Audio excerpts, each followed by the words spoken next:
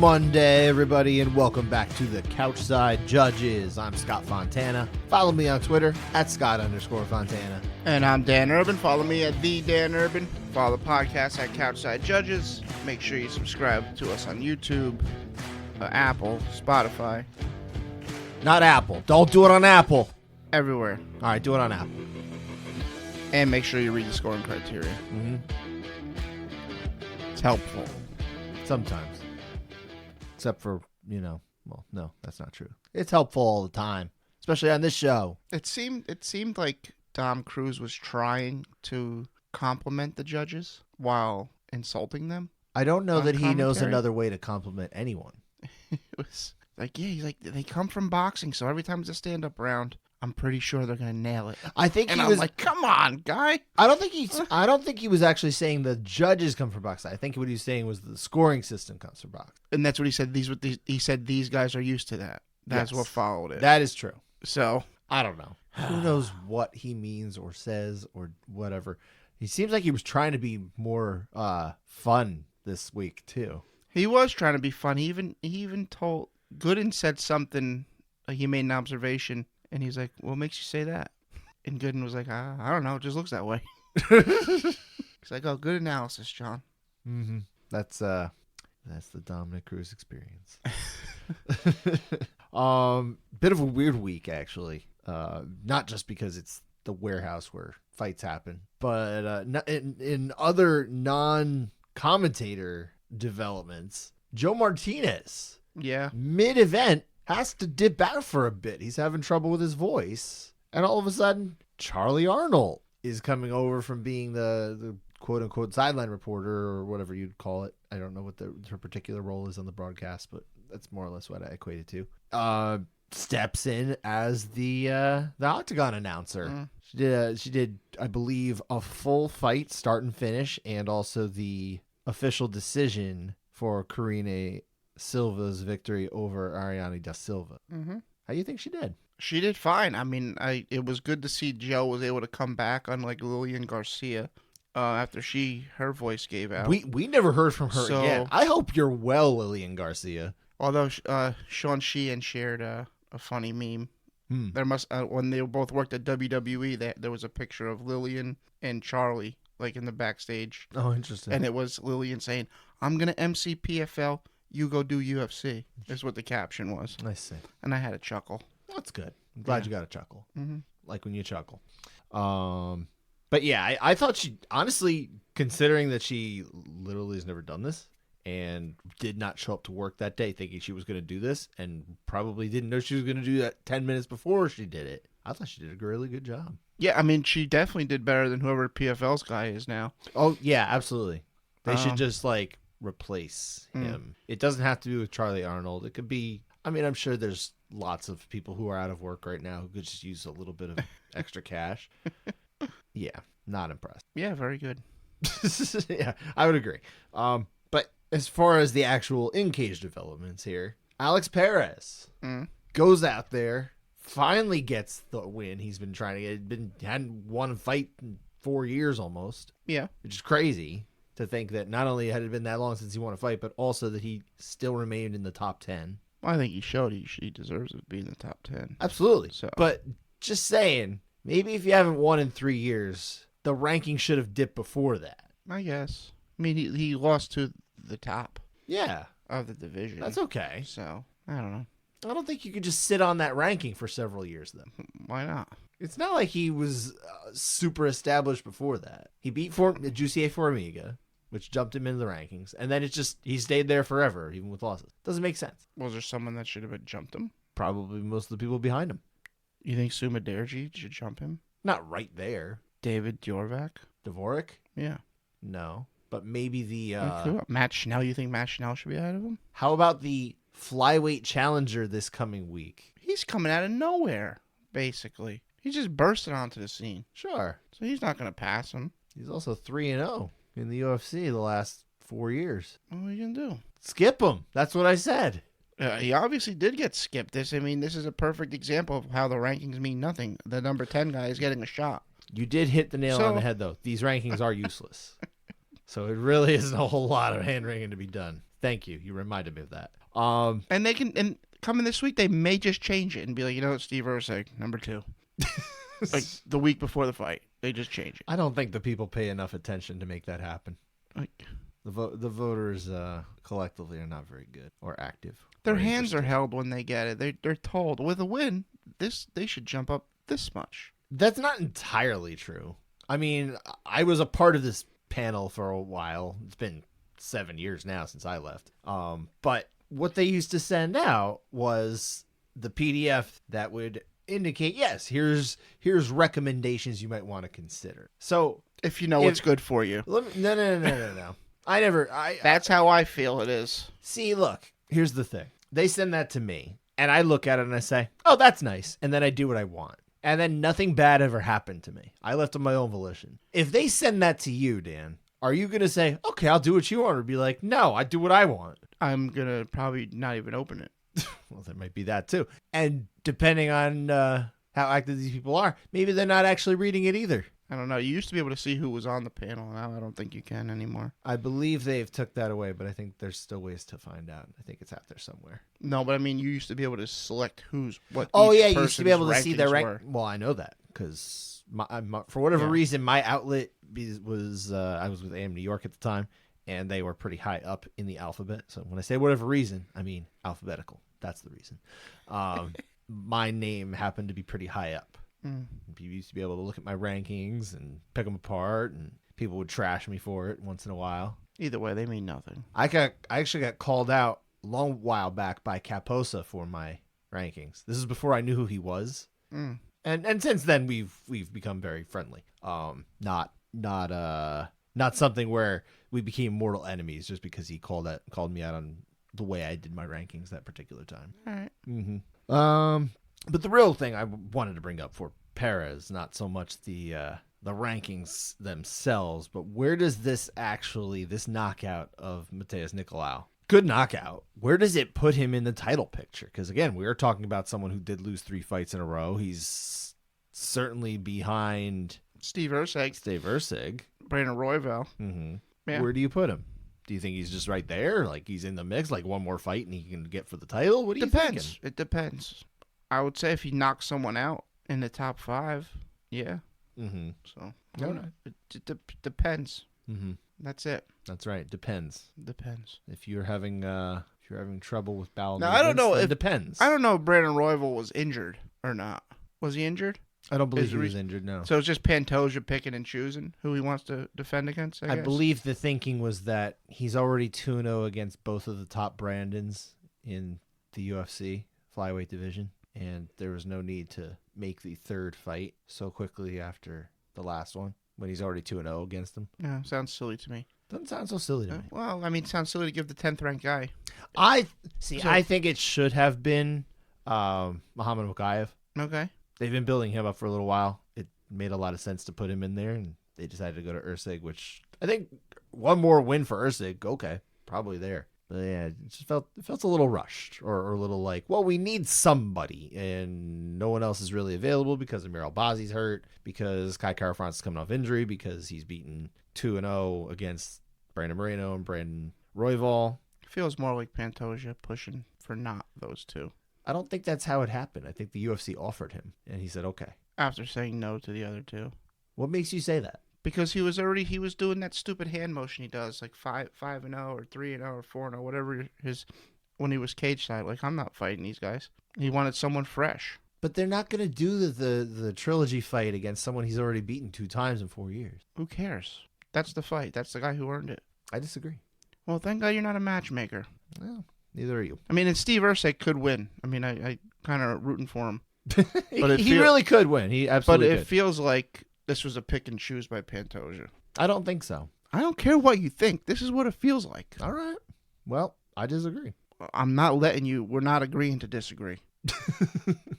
We'll stay in this all day. Okay. Let's make a terrible episode where we just stand on one side of the fence and you stand on the other side of the fence. Giving too much respect to Pantoja. He pick and choose on this one. Okay. Thank you. Whatever. Bogdan Guskov. Let's answer this question. Is he actually Anthony Smith? He's fun, Anthony Smith. Fun Anthony Smith. Okay. Yeah, Anthony Smith is not fun. Here's the thing about Bogdan Guskov is Outside of the cage. most of the things that I heard him say, especially after the fight when they were talking to him in the back and everything, he's just kind of ripping everybody else's style. He was kind of borrowing a bunch of old Khabib sound bites and using them as himself and everything like that. It's like he's not himself. He's just copies of everybody else. I like it. He's even a copy of Anthony Smith. I like it. He could have chose a better skin, but if that's the one he downloaded, I guess. That's good. I like that. Evidently, they actually did train together once. There's actual like footage of this, so in theory, they're not the same person. But I mean, look, we're aware that there are deep fakes out there. I think I sent you a deep fake involving Dana White the other day, which obviously was very fake. But I was like, what is going on here? I don't know if you watched it. AI is scary. We don't need to repeat what that involved. Not very polite, not very true either. So, yeah, I don't really have many other things that I really want to talk about off of this event. It's over. It's over, and we move on to the unanimity report. Man, I'm on a roll. Ever since you put it out there, I got it. I nailed it. Nail it every time. With an assist from my friend here, Dan. We are going over just 6 rounds, which means there was 19 out of 25 unanimous, 76%, and half of those, 3 in total, were 9-8 splits. Most of the time, they got the winner right. They did a good job. Just had to.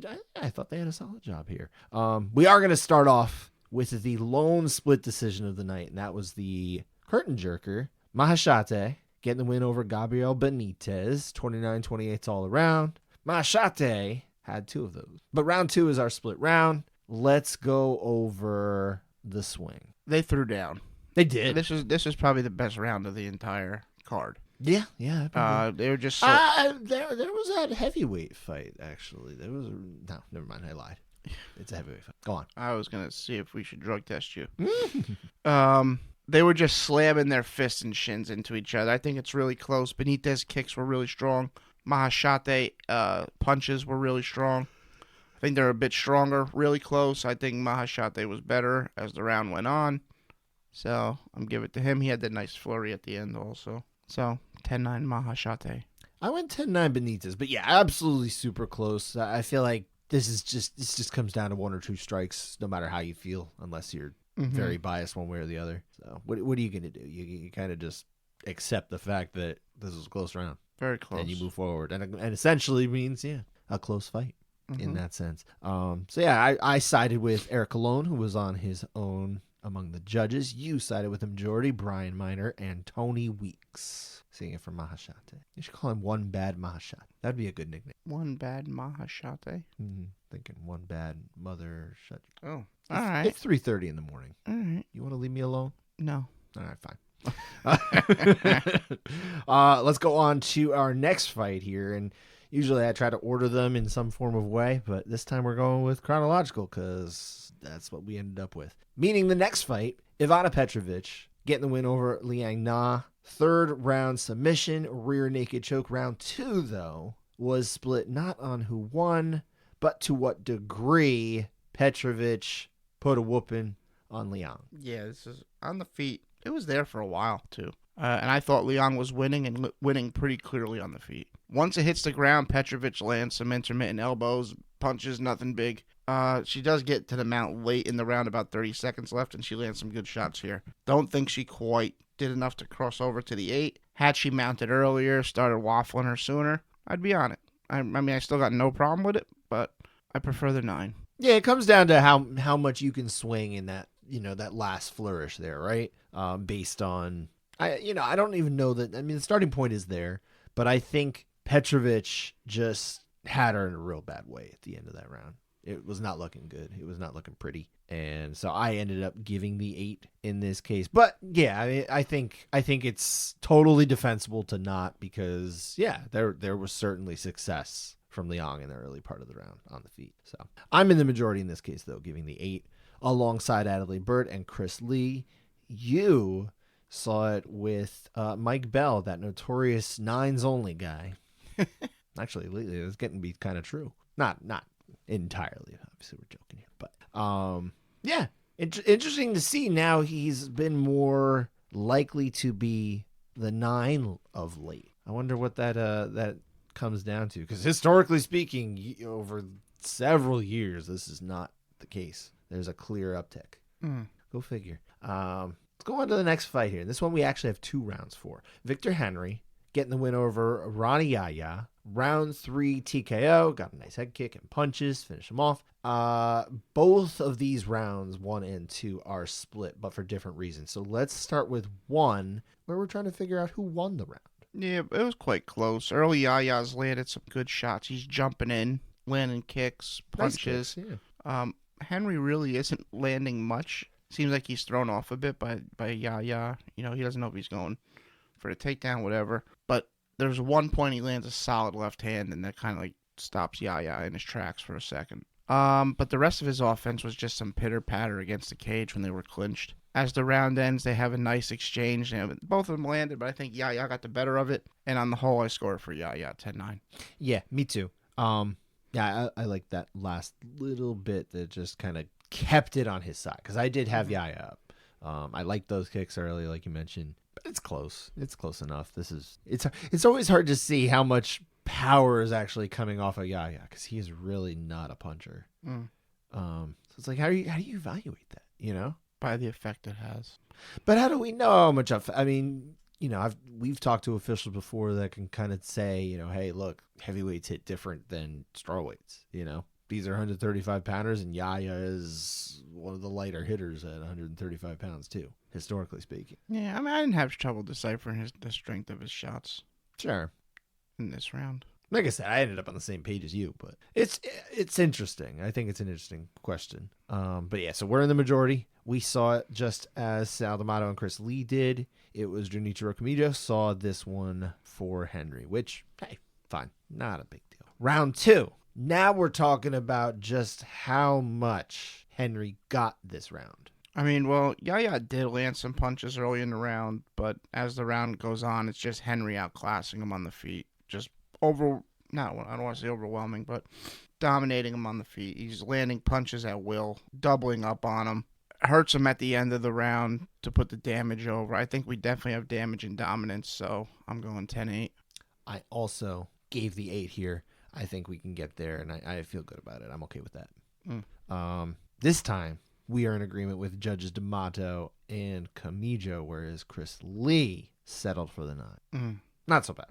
Not so bad. Moving on to this was the round I was talking about. This is a great round. Jonata Denis getting the win over Austin Lane. Round 2 knockout. Gets the finish, because those heavyweights do hit harder than strawweights. They do. But the first round, it was actually Austin Lane who was potential 8 here. So let's break this down. Why are we talking about it? Well, real quick, you were almost right. This was almost a great round. Had Austin Lane mounted that Swiss cheese guard of Denise. I mean, I don't know, 3 minutes earlier. Yeah, several minutes earlier could change the whole thing. And just, ended it for us. But no, he just stayed in half guard.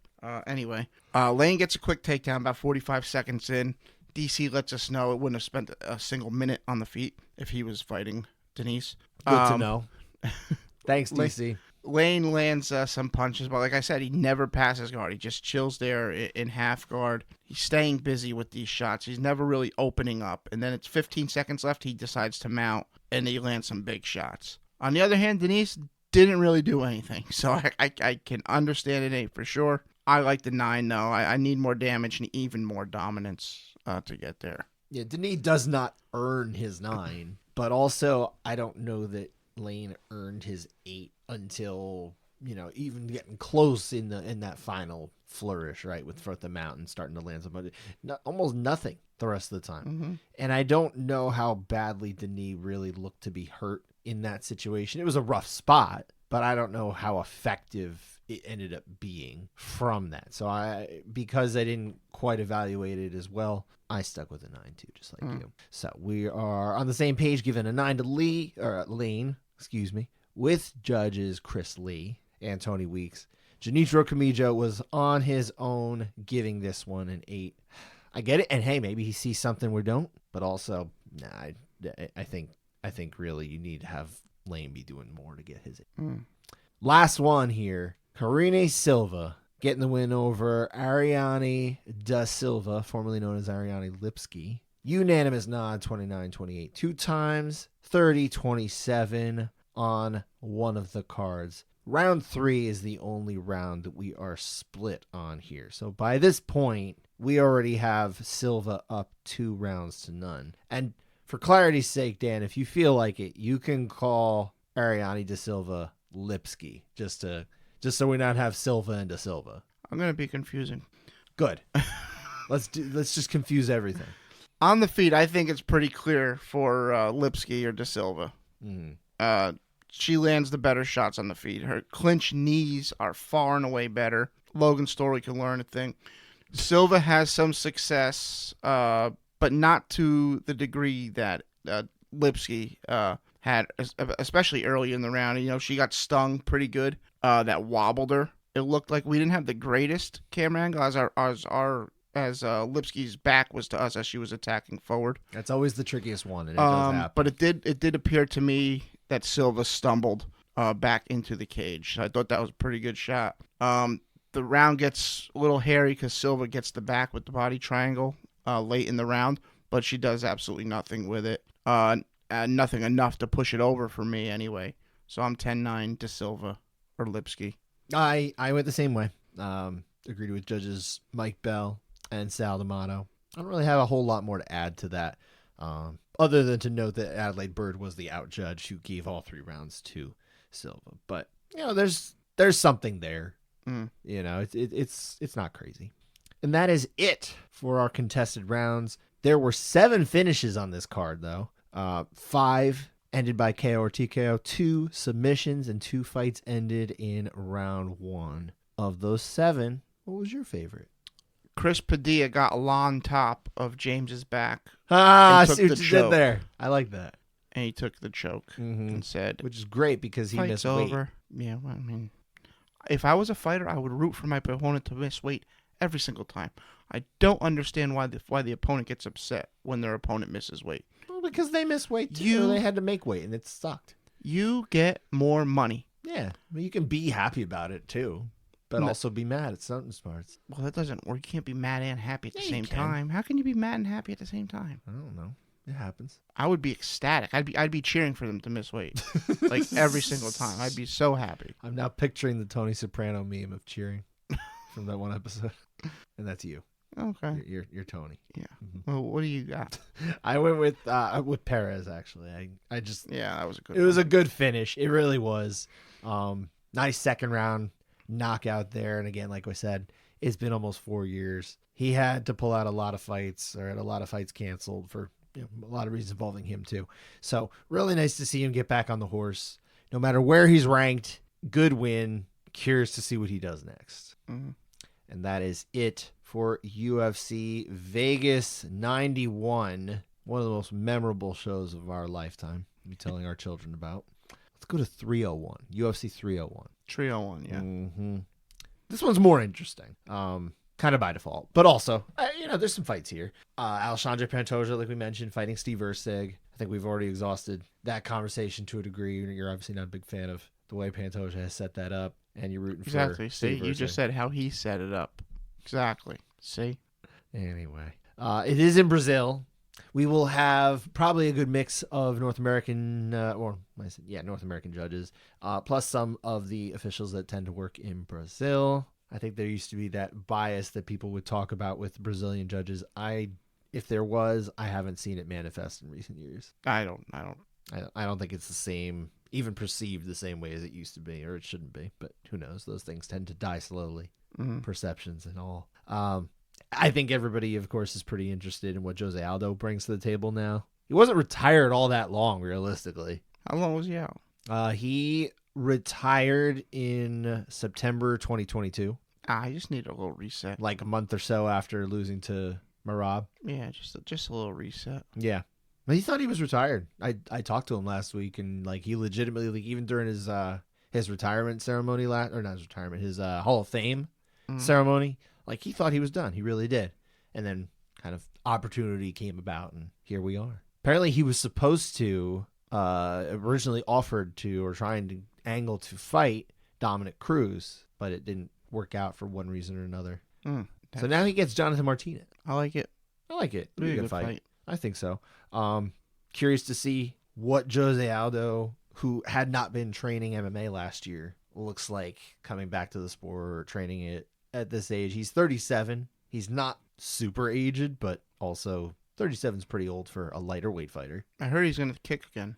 Is that right? I heard. Who said that?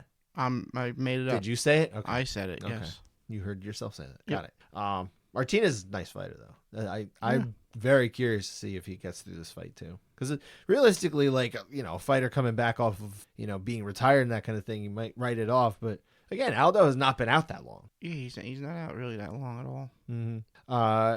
Any other fights you were looking forward to? No, not really. Oh, okay, fair enough. I'm interested in Michel Pereira. Yeah, well, he's always fun. He's always fun, exactly. I don't know why he's fighting Ihor Potieria other than, hey, what if we put together a 170-pound guy with a 205-pound guy at 185 pounds? Let's see what happens. Hey, gotta keep it interesting for yourself. I guess. I think at this point Pereira should be fighting much higher up. I think he needs a better opponent. Okay. I want to see him really challenged at middleweight, and I don't really love this matchup. It just seems like a waste. But who knows? Maybe he goes out there and Potieria beats him and does his stupid duelist thing that he always does. His what? Isn't he the one who does the dueling thing? He pretends he's shooting somebody in a duel. He do that I don't remember. to Shogun. Am I thinking of the right guy? Now you're making me doubt myself. I got no clue. I thought I was thinking of it. Yeah, I'll have to look it up in a sec. I also like Paul Craig. Yeah. He's always fun. Threat for a triangle. You gotta like that. I like. Yeah, He's a sub guy. All right. Yeah. He's a sub-minded guy. Got no- Kyle nothing against Bahalio. him. This is an interesting matchup, I think, at the lower end of 185 pounds. The ranking spectrum, I guess. I don't know if either one of them is ranked, but they're close. I'm sure they're part of that email. I also highlighted this one. Elvis Brenner, who, if I recall, is the unofficial super lightweight champion of the UFC. Okay. Right? He won the 165 belt. I believe so. I think he won the most recent one of those.